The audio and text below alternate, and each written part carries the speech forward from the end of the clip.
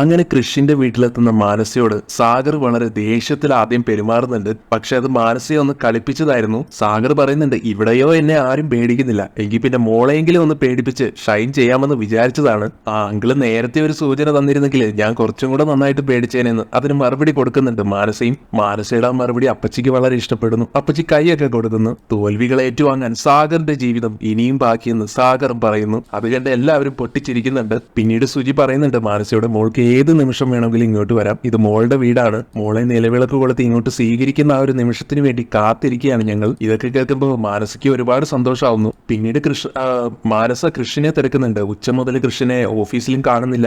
എവിടെയാണെന്ന് ചോദിക്കുമ്പോൾ അവൻ ബിസിനസ് മീറ്റിംഗിന് ഡൽഹിയിലേക്ക് പോയിക്കുക എന്നുള്ള കാര്യം സാഗർ അറിയിക്കുന്നുണ്ട് മാനസയെ. ഇത് കേൾക്കുന്ന മാനസ ഒന്ന് ഞെട്ടുന്നുണ്ട്. കാരണം എന്നെ അറിയിക്കാതെ ഈ കൃഷി പോയെന്ന് ഓർത്തിട്ട്. എങ്കിലും അവരുടെ മുന്നിൽ കൃഷി തന്നോട് ഇത് പറഞ്ഞില്ലെന്നുള്ള കാര്യം മാനസ വെളിപ്പെടുത്തുന്നില്ല. കാരണം അത് പറഞ്ഞ കൃഷും താനും തമ്മിൽ വലിയ അടുപ്പമില്ലെന്ന് ഇവരെല്ലാവരും കരുതും. കൃഷിനോട് പറഞ്ഞിരുന്നു, പെട്ടെന്ന് ഞാനത് മറന്നുപോയെന്നുള്ള രീതിയിൽ മാനസ പറയുന്നുണ്ട്. എന്നിട്ട് പിന്നീട് സാഗരം സുജി അവിടുന്ന് മാറിപ്പോകുമ്പോൾ ആന്റിയമ്മ ചോദിക്കുന്നുണ്ട്, കൃഷി ഡൽഹിയിൽ പോകുന്ന കാര്യം നിന്നോട് പറഞ്ഞിരുന്നു എന്ന്. ഇല്ല എന്നുള്ള സത്യം ആന്റിയമ്മയോട് തുറന്നു പറയുന്നുണ്ട് മാനസ.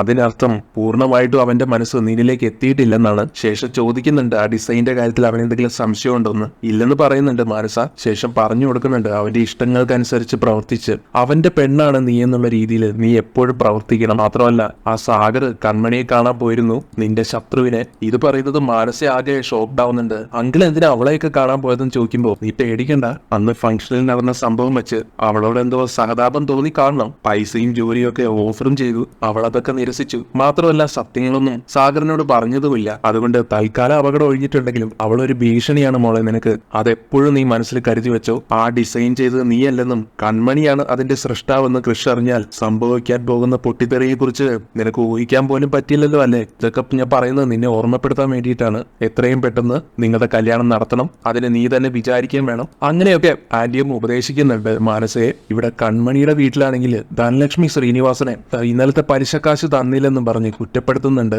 നമ്മൾ ഒരേ വീട്ടിലല്ലേ ധനലക്ഷ്മി, ഇത്രയും കടുംപിടുത്തം വേണോന്നൊക്കെ ശ്രീനിവാസൻ ചോദിക്കുന്നുണ്ടെങ്കിലും പണത്തിന്റെ കാര്യത്തിൽ എനിക്ക് അങ്ങനെ വ്യത്യാസമൊന്നുമില്ല. കുടുംബക്കാരാണോ നാട്ടുകാരാണെന്നൊന്നും. 2 ദിവസത്തെ പലിശയാണ് മുടങ്ങിയിരിക്കുന്നത്, റൊക്കം എനിക്ക് നാളെ തന്നെ കിട്ടണം. ഇവര് തമ്മിലുള്ള ഈ സംസാരം കേട്ടുകൊണ്ട് കൺമണി അങ്ങോട്ട് വരുന്നുണ്ട്. എന്താ കാര്യം എന്ന് ചോദിക്കുമ്പോൾ ശ്രീനിവാസൻ പറയുന്നുണ്ട്, കേട്ടോ ഒന്നുമില്ല മോളെ, ഞാനും ധനലക്ഷ്മിയും കൂടെ ഓരോ വീട്ടുകാര്യങ്ങൾ സംസാരിക്കുകയായിരുന്നു എന്ന്. എന്നാൽ ധനലക്ഷ്മി ശ്രീനിവാസനോട് പറയും, അങ്ങനെ ഒളിച്ചും പാത്തുമെന്ന് സംസാരിക്കേണ്ട കാര്യമില്ല, ഇവൾക്കറിയാൻ കാര്യങ്ങളെല്ലാം. 2 ദിവസത്തെ പലിശ കാശും കൂടെ ചേർത്ത് നാളെ എനിക്ക് പൈസ കിട്ടണമെന്ന്. അതും പറഞ്ഞ് വിരട്ടിയിട്ടാണ് ധനലക്ഷ്മി പോകുന്നത്. അച്ഛൻ വിഷമിക്കേണ്ട, പൈസ എങ്ങനെയെങ്കിലും നാളെ ഏട്ടത്തിക്ക് കൊടുക്കാമെന്ന് പറയുന്നു കൺമണി. എല്ലാം കൊണ്ടും ശ്രീനിവാസൻ ആകെ മനം നൊന്തിരിക്കുകയാണ്. ഇതേ സമയം കൺമണി കഞ്ഞിയൊക്കെ കൊണ്ടുവന്ന് കുടിക്കാൻ കൊടുക്കുന്നുണ്ട്. പക്ഷേ ശ്രീനിവാസൻ അത് കുടിക്കുന്നില്ല.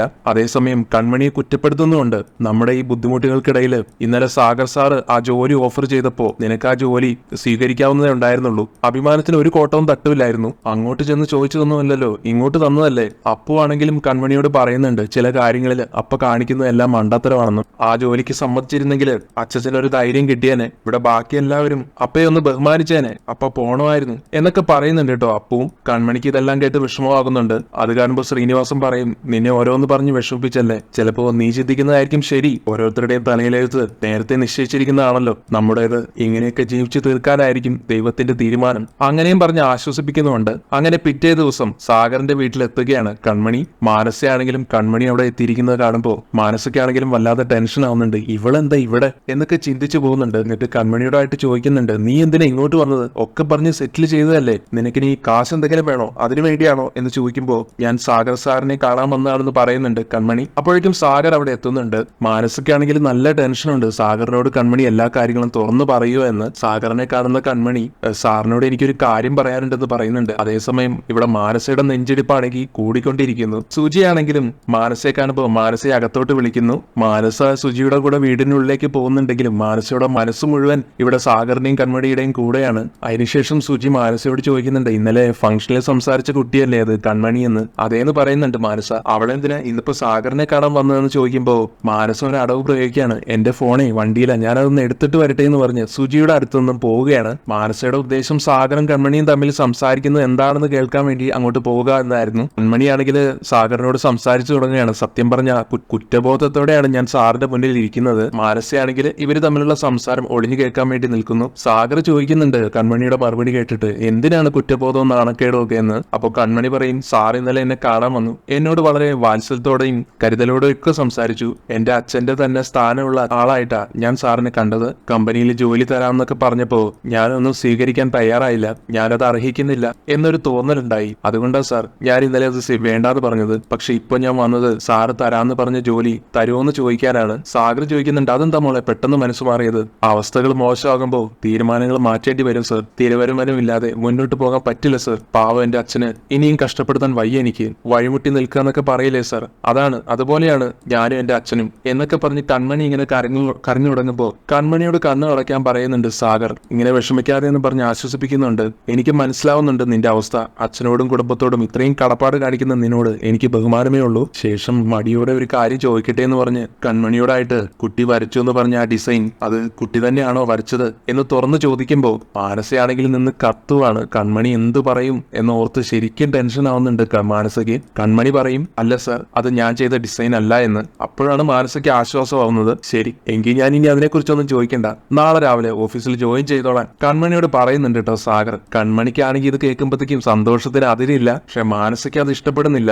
ഇവള് വീണ്ടും അലികയിലേക്ക് വരുവാണല്ലോ എന്നോർത്ത് ശരിക്കും ദേഷ്യം വരുന്നുണ്ട് മാനസയ്ക്ക്. കൺമണിയാണെങ്കിൽ ഒന്നും പറയാതെയാണ് ഇറങ്ങിപ്പോയിരിക്കുന്നത്. അതുകൊണ്ട് തന്നെ ശ്രീനിവാസന് ആകെ ടെൻഷൻ ആവുന്നുണ്ട്, ആകെ പരിഭ്രമമാവുന്നുണ്ട്. കൺമണി എവിടെ പോയതാണെന്ന് അറിയാതെ ഇക്കാര്യം അപ്പുവിനോടും ചെന്ന് പറയുന്നു. എന്തായാലും ഒന്ന് വിളിച്ചു നോക്കാൻ അപ്പു പറഞ്ഞപ്പോ അവൾ ഇവിടെ ഫോൺ വെച്ചിട്ടാണ് പോയിരിക്കുന്നത്, പിന്നെ എങ്ങനെ വിളിക്കാനാണെന്ന് ചോദിക്കുന്നുണ്ട്. അങ്ങനെ കൺമണി എവിടെ പോയതായിരിക്കും എന്ന് അറിയാതെ രണ്ടുപേരും ഇങ്ങനെ ടെൻഷൻ അടിച്ച് നിൽക്കുമ്പോ സുലോചന ചെന്നിട്ട് വീട്ടിലുള്ള ആരോടും ഒരു വാക്ക് പോലും പറയാതെ പോവാന്ന് വെച്ചാൽ അതൊക്കെ വലിയ കുരുത്തക്കേടാ, പ്രത്യേകിച്ച് പെൺപിള്ളേര് എന്ന് പറഞ്ഞ് കൺമണിയെ കുറ്റപ്പെടുത്തി സംസാരിച്ചു തുടങ്ങുകയാണ്. എന്നാൽ അപ്പു ചോദിക്കുന്നുണ്ട്, അപ്പച്ചി പുറത്തു പോകുമ്പോ ആരോടും പറഞ്ഞിട്ടൊന്നുമല്ലല്ലോ പോകാറെന്ന്. അത് കേൾക്കുമ്പോ സുലോചനയ്ക്ക് ദേഷ്യം വരുന്നുണ്ട്, അപ്പുവിനെ വരട്ടുന്നുണ്ട്, പേടിപ്പിക്കുന്നുണ്ട്. എന്തായാലും അപ്പോഴത്തേക്കും കൺമണി വീട്ടിലേക്ക് എത്തുന്നുണ്ട്. ശ്രീനിവാസൻ കൺമണിയെ കാണുമ്പോ, എന്താ മോളെ എവിടേക്കെങ്കിലും പോകുമ്പോ നിനക്കൊന്ന് പറഞ്ഞിട്ട് പോയിക്കൂടായിരുന്നു എന്നൊക്കെ പറയുമ്പോ കൺമണി ശ്രീനിവാസനെ അറിയിക്കുന്നുണ്ട്, ഞാൻ സാഗർ സാറിനെ കാണാൻ പോയതാണെന്ന്. നാളെ മുതൽ ഞാൻ അലിഗ ഡിസൈൻസിൽ ജോലി ചെയ്യുകയാണെന്നും കൂടെ പറയുമ്പോ ശ്രീനിവാസനും അപ്പുവിനും ഒക്കെ ആണെങ്കിൽ അത് കേട്ട് വളരെയധികം സന്തോഷമാവുന്നു. സുലോചനയ്ക്കാണെങ്കിൽ കുശുമ്പ് തോന്നുന്നു.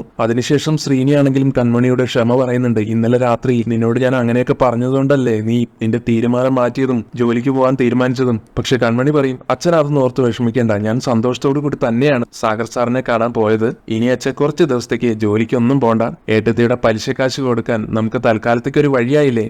അങ്ങനെ അപ്പൊക്കെ ഒരു പുതിയ ജോലിയായെന്നും പറഞ്ഞ് ഓൾ ദ ബെസ്റ്റ് ഒക്കെ പറഞ്ഞ് കൈ കൊടുക്കുന്നുണ്ട് അപ്പവും. ശ്രീനിവാസനാണെങ്കിലും കൺമണിയെ സ്നേഹത്തോടെ ചേർത്ത് പിടിക്കുന്നു. പിന്നീട് സുലോചന മറ്റുള്ള രണ്ട് പെങ്ങന്മാരോടും കൂടി ചെന്ന് പറയുകയാണ്, ജാതകദോഷക്കാരിക്ക് വീണ്ടും ശുക്രദശ, കൺമണിക്ക് വീണ്ടും അലികയിലേക്ക് ജോലി കിട്ടിയെന്ന്. ഇത് കേൾക്കുന്നത് മറ്റു പെങ്ങന്മാരും ഞെട്ടുന്നുണ്ട് കേട്ടോ. അസൂയ കൊണ്ട് അവരും പറയുന്നുണ്ട് ഇത് ചിലപ്പോ കള്ളമായിരിക്കുമെന്ന്. അപ്പൊ സുലോചന പറയും, കള്ളമായിരിക്കണേ എന്നാണ് ഞാനും പ്രാർത്ഥിച്ചത് ആദ്യം, പക്ഷേ സത്യമാണെന്നേ. കൺമണി സാഗർ സാറിനെ കണ്ടു, അവൾക്ക് ജോലിയും കിട്ടി. ഈശ്വര, ഇതൊന്നും കാണാനും കേൾക്കാനും ഇട്ടേക്കാതെ എന്നെ അങ്ങ് വിളിക്കാത്തത് എന്തേന്ന് മറ്റൊരു അമ്മായി പറയുമ്പോ അവളെ എന്ത് ചെയ്താലും അവിടെ നിന്ന് പുറത്താക്കണം, അല്ലെങ്കിൽ അവളുടെ ദോഷം കൊണ്ട് നമ്മളെ അതൊക്കെ ബാധിക്കുമെന്ന് പറയുന്നുണ്ട്. സത്യഭാമ പറയുന്നുണ്ട്, നമുക്ക് MD കണ്ട് ഇവളുടെ സർവ്വദോഷങ്ങളും അറിയിച്ചാലോ. MD പുകഴ്ത്തുന്ന പോലെയൊക്കെ തുടങ്ങി കൺമണിയുടെ മേല് ഉള്ള കുഴപ്പങ്ങളൊക്കെ കെട്ടിവെച്ച് കാര്യം പറയണം. അവരിങ്ങനെ ഒരു ഐഡിയ വിളമ്പുന്നതും മറ്റു രണ്ടുപേരും ചേർന്ന് കളിയാക്കുന്നുണ്ട്. അങ്ങനെ ഡൽഹിയിൽ പോയി തിരിച്ചെത്തുന്ന കൃഷ്ണനെ മാനസിയാണ് എയർപോർട്ടിൽ പോയിട്ട് പിക്ക് ചെയ്യുന്നത്. കൃഷിനെ കൂട്ടിക്കൊണ്ടുവരുന്നത് എന്റെ അവകാശമല്ലേ, എന്റെ മാത്രം അവകാശമല്ലേ എന്നൊക്കെ മാനസ ചോദിക്കുന്നത് കേട്ട്, പിന്നെ നിന്റെ അവകാശം എന്ന് മനസ്സിൽ ദേഷ്യത്തോടെ പറയുന്നുണ്ട് കൃഷ്.